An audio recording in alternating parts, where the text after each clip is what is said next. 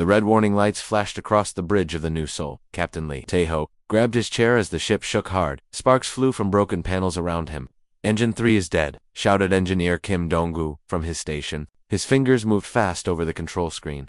"Engine 2 is failing. How long do we have?" Taeho asked. He tried to keep his voice calm, but inside he felt scared. "Maybe 10 minutes before we lose all power," Dong-woo said. Sweat ran down his face. Dr. Park So-min looked up from her research station. She was studying data about the planet below them. "Captain, we cannot land on Kithara 7. The Federation marked it as a death world. 3 colonies tried to settle there. All of them died. We don't have a choice," Taeho said. He looked at the planet on the main screen. It looked dark and cold. Strange lights moved across its surface. "Pilot Choi Mira, find us a safe place to land." Mira's hands moved over her controls. She was the best pilot Taeho had ever seen. "There's a flat area near some crystal trees. It's the best I can find, Captain." The ship shook again. This time, the lights went out for 3 seconds. When they came back on, half the systems were offline. "We're going down now," Mira said. "Everyone, hold on tight." The New Sol fell through the planet's atmosphere. The ship's hull got very hot. Through the windows, Taeho could see fire around them. The planet grew bigger and bigger. Landing in 30 seconds, Mira called out.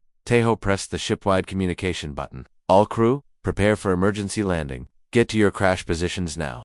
The ground rushed up to meet them. Mira pulled hard on the controls, trying to slow their speed. The ship hit the ground with a loud crash. It slid across the rocky surface, throwing dirt and stones everywhere. Metal screamed against rock. The ship bounced twice, then slid to a stop. Smoke filled the air. Everything was quiet, except for the sound of small fires burning. Taeho opened his eyes. His head hurt, but he was alive. Around him, his crew slowly got up from their positions. "Is everyone okay?" he asked. "I'm alive," So-min said. She had a small cut on her forehead, but she could walk. "My arm hurts, but I'm fine," Dong-woo said. Mira checked her instruments. Most of them were broken. "The ship will never fly again. We're stuck here." Taeho looked out the front window. The planet looked like a nightmare. Tall crystal trees grew everywhere. They were black and silver, and they made strange sounds in the wind. The sky was always dark, like it was evening all the time. Strange blue and green lights moved between the trees. "What do we know about this place?" Taeho asked. So-min pulled out her datapad. It still worked. "Kithara 7 has been studied from space, but no one has lived here for long. The air is safe to breathe. Gravity is close to Earth normal, but there are predators here. The reports call them shitomos." "What are shitomos?" Mira asked. "Big, fast, very dangerous. They killed everyone who tried to live here before. The reports say they are smart hunters. They work together in groups." The ship's computer made a warning sound. Dong-woo checked his readings. "Life support is failing. We need to get outside and set up shelter. This ship won't keep us alive much longer." Taeho made his decision. "We take what we can carry. Food, water, tools, weapons. We find a safe place to wait for rescue." "How long until rescue comes?" Mira asked. "Our emergency signal went out before we crashed. The Federation will send ships to look for us. Maybe 2 weeks, maybe more." The crew worked fast to gather supplies. They put on their environment suits and filled backpacks with everything they needed. Dong-woo took repair tools and a small power generator. So-min took her research equipment and medical supplies. Mira took 2 plasma rifles and extra energy cells. Taeho opened the ship's door. The air outside smelled strange, like metal and flowers mixed together. The crystal trees made soft ringing sounds, like music. It was beautiful, but also scary. Walked away from the crashed ship. The ground was covered with small crystal stones that crunched under their feet. Strange plants grew between the rocks. Some of them glowed with soft light. Their So-min pointed to a hill about half a mile away. "I see caves in that rock face. We could shelter there." They walked toward the caves. The crystal trees were all around them. Some were as tall as buildings, others were small like bushes. All of them made music in the wind. Dong-woo stopped walking. "Do you hear that?" Everyone listened. Under the sound of the crystal trees, there was something else. A low sound, almost too quiet to hear. "What is it?" Mira asked. She held her rifle ready. "I don't know," So-min said. "But it's not coming from the trees." They kept walking, but more carefully now. Taeho felt like something was watching them. He looked at the shadows between the trees, but saw nothing. Then Mira stopped. She pointed at the ground. "Look at this." In the soft dirt, there were tracks. They were huge, bigger than a human hand. The tracks had 6 long marks, like claws. "Shadow-ma," So-min whispered. "The tracks were fresh. Whatever made them had passed this way very recently." "We keep moving," Taeho said. "Stay together. Watch everything." They reached the caves as the sky got even darker. The caves were deep and dry. Dong-woo set up his small generator to give them light and power. Mira checked all around the cave entrance with her rifle. "It's safe for now," she said. They made a small camp inside the cave. Dongwu used his tools to set up a communication device. It made noise, but no clear signals came through. "The crystal trees are blocking our signals," he said. "I might be able to fix it, but I need time."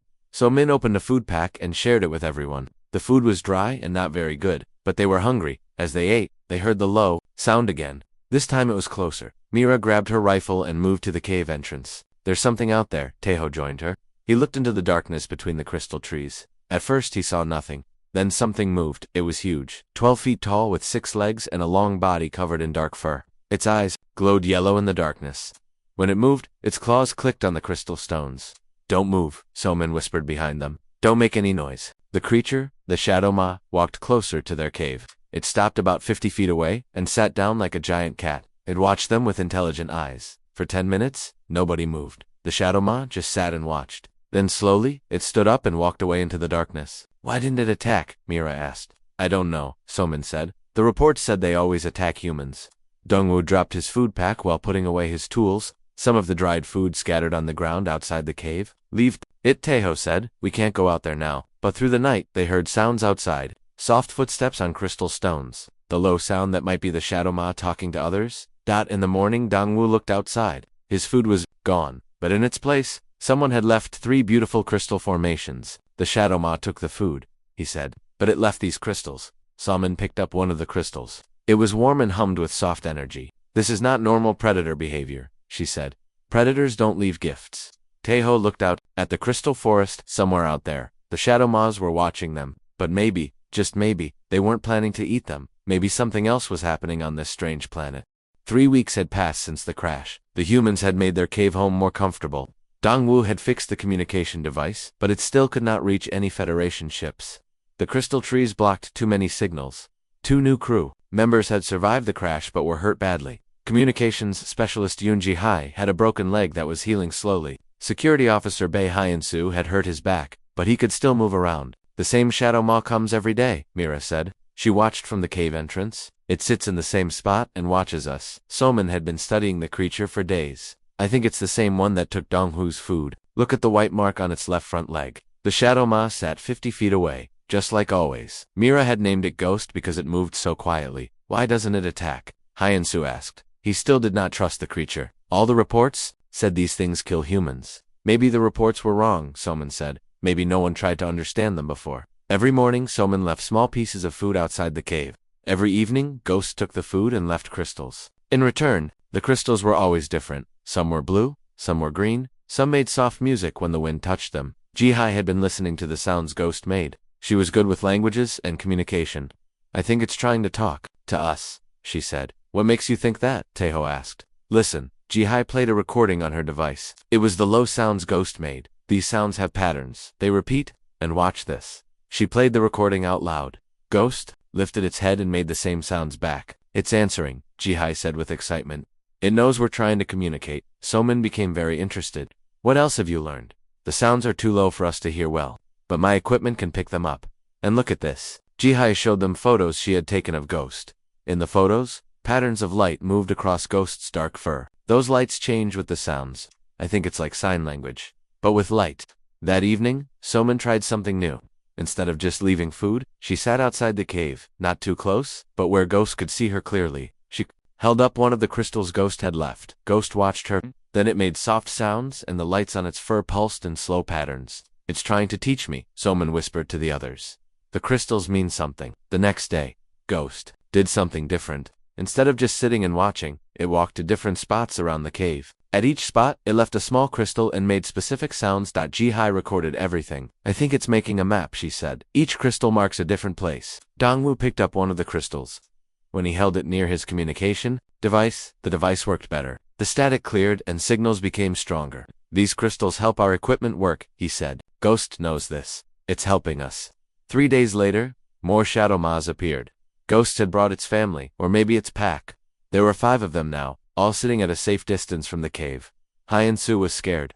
5 of those things could kill us all in seconds. But the Shadow Ma's just watched, like Ghost. They made soft sounds to each other, but they did not come closer. "They're learning about us just like we're learning about them," Somin said. That night, something dangerous happened. Ji-hai became very sick. She had a high fever and could not stay awake. Her skin turned a strange blue color. "It's some kind of poison," Somin said. She checked her medical supplies. I don't have medicine for this. I don't even know what's causing it. Taeho was worried. How long does she have? Maybe 2 days, maybe less. In the morning, Ghost did not come to its usual spot. The other Shadow Maws were gone too. Where did they go? Mira asked. Maybe they know Jihai is sick, Hyan-Su said. Maybe they're staying away so they don't get sick too. But So-min shook her head. I don't think that's it. They're too smart. They would know human sickness can't hurt them. For 3 days, no Shadow Maws came near the cave. Jihai got worse. She could barely breathe. So-min tried everything, but nothing helped. On the 4th day, Ghost came back, but it looked different. It was carrying something in its mouth, a large crystal that glowed with bright white light. Ghost came closer to the cave than ever before. It stopped just 10 feet from the entrance and put the crystal on the ground. Then it made urgent sounds, and its fur lights flashed quickly. It wants us to take the crystal, So-min said. Don't go out there, Hyan-Su warned. It could be a trap. But So-min was already moving. Jihai is dying. I have to try. She walked slowly toward Ghost. The big creature did not move. When So-min picked up the crystal, Ghost stepped back and made soft, encouraging sounds.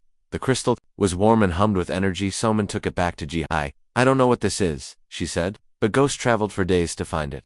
She ground up small pieces of the crystal and mixed them with water. The mixture glowed softly. Jihai, can you drink this? Jihai was too weak to answer, but she drank the glowing water. Within an hour, her fever broke.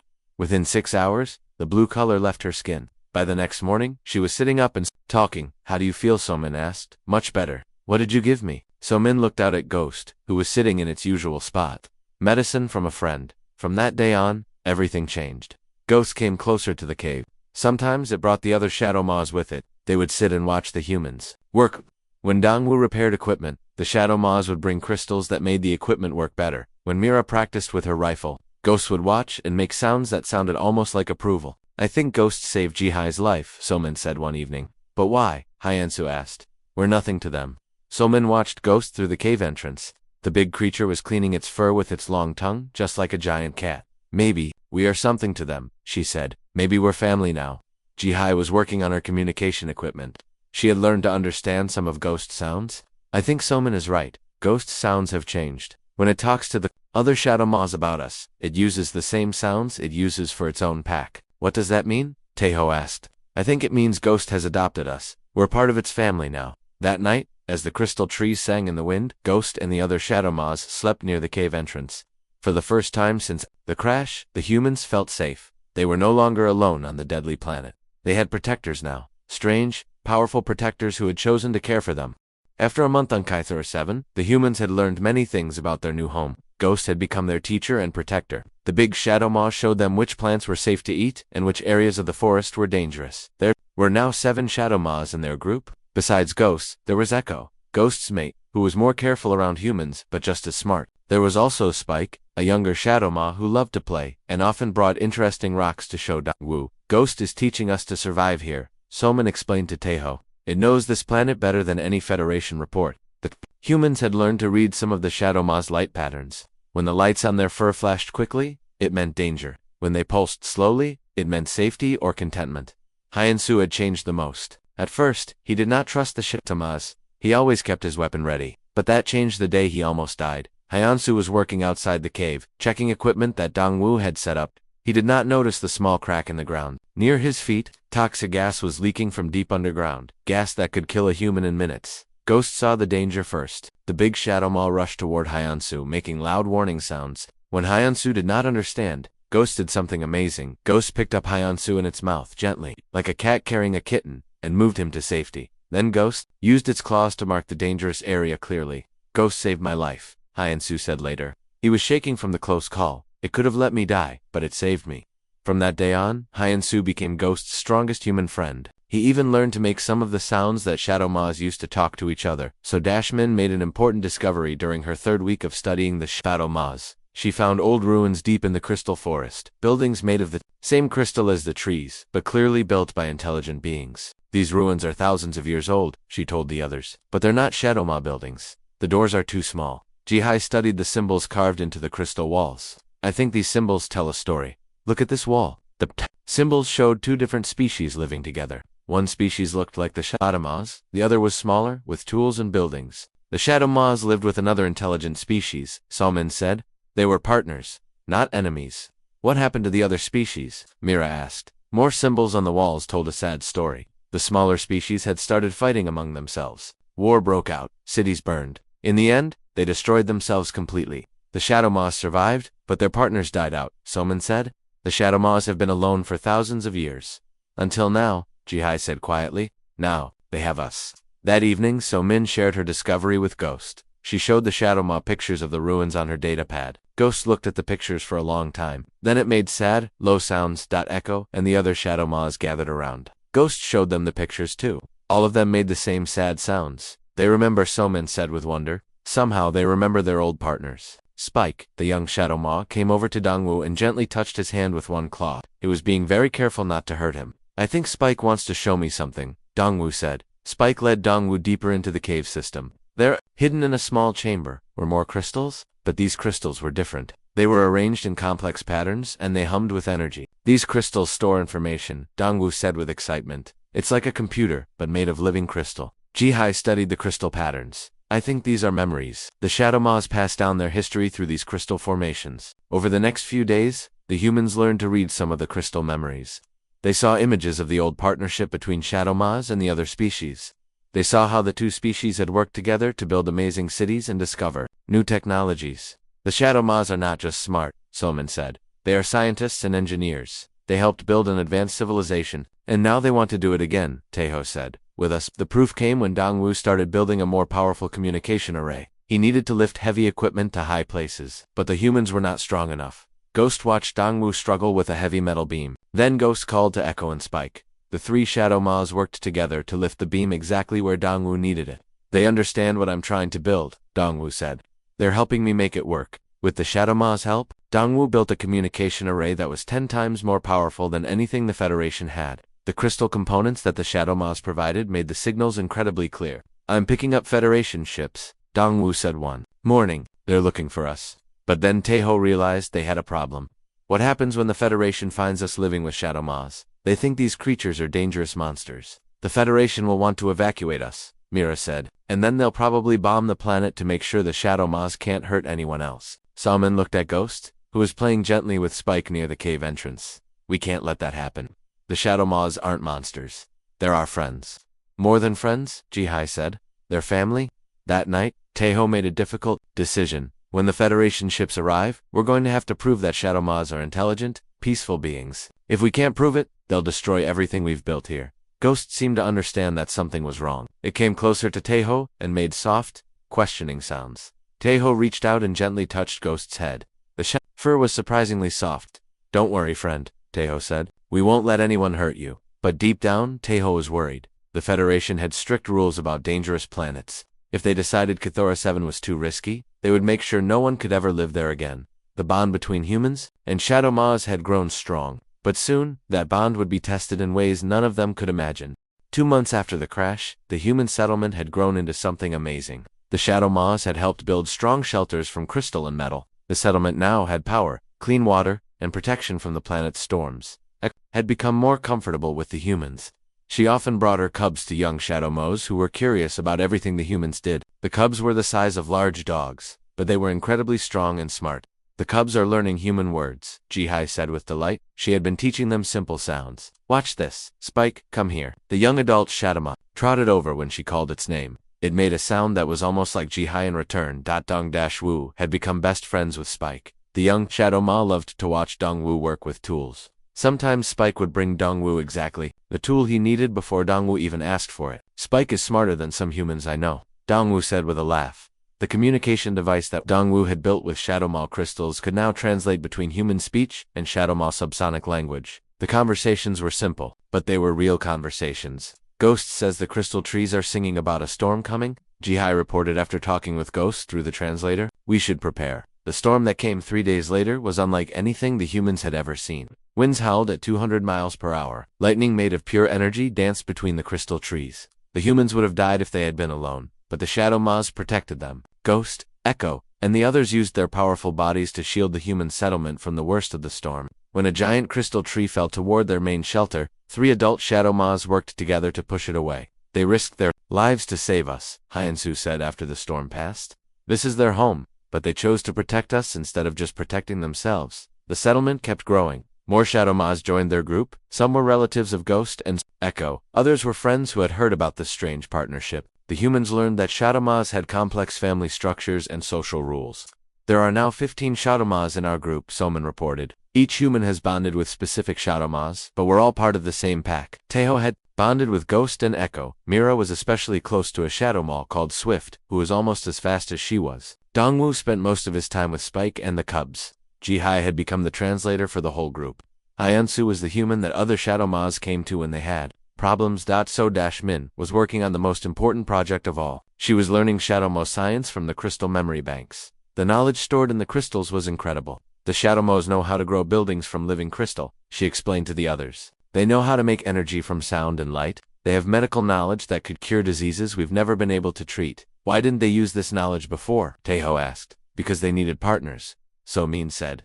Shadow Ma science works best when combined with the tools and ideas of another species. That's why they formed partnerships in the past. The proof of this came when Soman and Ghost worked together to grow a new building for the settlement. Soman provided the mathematical calculations. Ghost provided the knowledge of how to make crystals grow in specific shapes. Together, they created a structure that was stronger and more beautiful than anything either species could make alone. But their peaceful life was about to end. Federation ships detected on long-range sensors. Dongwoo announced one morning. 3 ships, military class. They'll be here in 2 days. Taeho felt his stomach drop. Are they rescue ships? 1 rescue ship, 2 warships. Dongwoo said grimly. They're not just coming to pick us up. They're coming ready for a fight.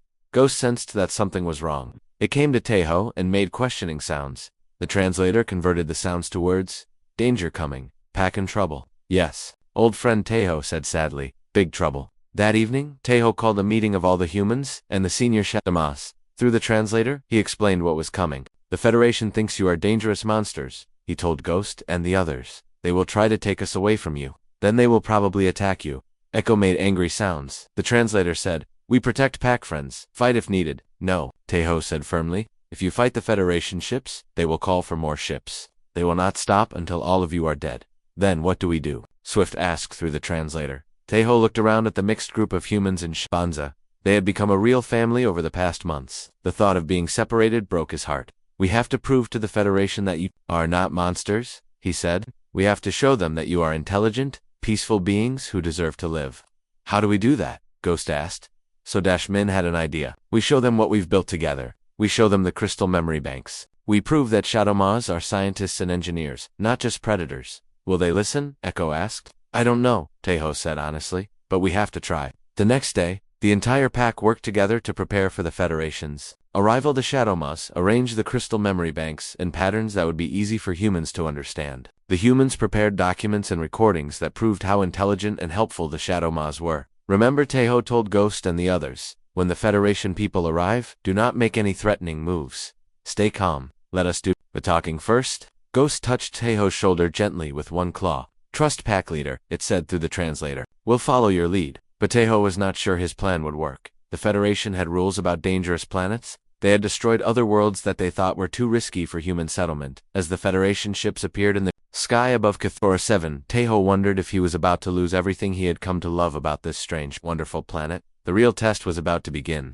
The 3 Federation ships landed 2 miles from the human Shadow Ma settlement. Taeho could see armed soldiers getting out of the ships through his binoculars. 30 soldiers, full combat gear, Mira reported. They're not taking any chances. Admiral Chen Weiming's voice came through the communication system. His tone was cold and official. Captain Lee Taeho, this is Admiral Chen of the Federation Rescue Fleet. Prepare for immediate evacuation. We will transport you to safety within the hour. Taeho picked up the communicator. Admiral Chen, we need to talk. There are things you need to understand about this planet. Negative. Captain, Cathora 7 is classified as a death world. We are here to extract survivors, not to have discussions. Prepare your people for transport. Ghost and the other Shadow Mas had sensed the danger. They gathered around the human settlement, but they stayed hidden as Taeho had asked them to do. Admiral, please listen to me, Taeho said into the communicator. The creatures on this planet are not what the reports say. They are intelligent, they are peaceful. They saved our lives. There was silence for a moment. Then Admiral Chen spoke again. Captain, you may be suffering from psychological effects of long-term isolation. This is common in crash survivors. We will provide medical treatment once you are aboard our ships. Taeho realized that talking would not be enough. Admiral, I request that you visit our settlement before you make any decisions. See what we have built here? Absolutely not. It is too dangerous. Then I refused to evacuate, Taeho said. My crew and I are staying here. This caused an argument on the Federation ships. Taeho could hear angry voices through the communicator. Finally, Admiral Chen spoke again. Captain Lee, you are forcing me to take action. If you do not evacuate voluntarily, we will remove you by force, and then we will eliminate the threat on this planet permanently. What does that mean? So Min asked quietly. Mira had been monitoring the Federation ships with their sensors. They have orbital bombardment weapons, she said. They can destroy the entire surface of the planet from space. Ghost had been listening through the translator. Now it made urgent sounds. Pack friends in danger because of us. We leave. Go far away. Keep pack friends safe. No, Taeho said, firmly. We stay together. We are a family now. But the situation got worse quickly. The Federation soldiers were marching toward the settlement. They had weapons that could kill Shadow Maws easily. Then Jihai had an idea. What if we broadcast our story to the entire Federation? Show everyone what really happened here. How Donggu asked. The crystal communication array we built is incredibly powerful. We can send signals across the galaxy. If people see the truth about the Shadow Maws, the Federation will have to listen. Working quickly, the humans in Shadow Maws prepared their broadcast. Somin showed the crystal memory banks that proved Shadow Maw intelligence. Jihai demonstrated the translation technology. Dongwu showed how human and Shadow Maw science worked together. Most importantly, they showed the family bonds that had formed between the two species. Look at this, Somin said to the camera. As Ghost gently played with one of the human children who lived in the settlement, does this look like a monster to you? Ghost seemed to understand what they were doing. It demonstrated its intelligence by solving complex mathematical problems. Using crystal arrangements, Echo showed how Shadow Maws could create beautiful art with light patterns. Spike performed what could only be called a dance, moving in rhythm to music that Dongwu played. The broadcast went out across the galaxy just as the Federation soldiers reached the settlement. Fascinating, Admiral Chen said when he saw the Shadow Maws for the first time. But his soldiers still had their weapons ready. Clever animals. But intelligence does not mean they are safe. They are not animals, Taeho said. They are people. Different from us, but people. Prove it, Admiral Chen said. Ghost stepped forward. Using the translator, it spoke directly to Admiral Chen. Greetings, Admiral Chen. I am called Ghost by my human pack friends. We welcome you to our home. Admiral Chen stared in shock. It spoke to me. Yes, Ghost continued. My people and your people can live together in peace. We have done so for many weeks now. We are stronger together than apart. But Admiral Chen was still not convinced. Even if you are intelligent, you are still dangerous. You could turn on humans at any time. That was when the accident happened. One of the Federation soldiers stepped on a weak spot in the ground. The crystal formation underneath cracked, and the soldier fell into a deep hole. He was hurt and could not climb out. Without hesitation, Ghost and Echo jumped into the hole. Working together, they carefully lifted the injured soldier out. Echo used her knowledge of Shadow Maw medicine to treat his wounds. Why did you help him? Admiral Chen asked Ghost.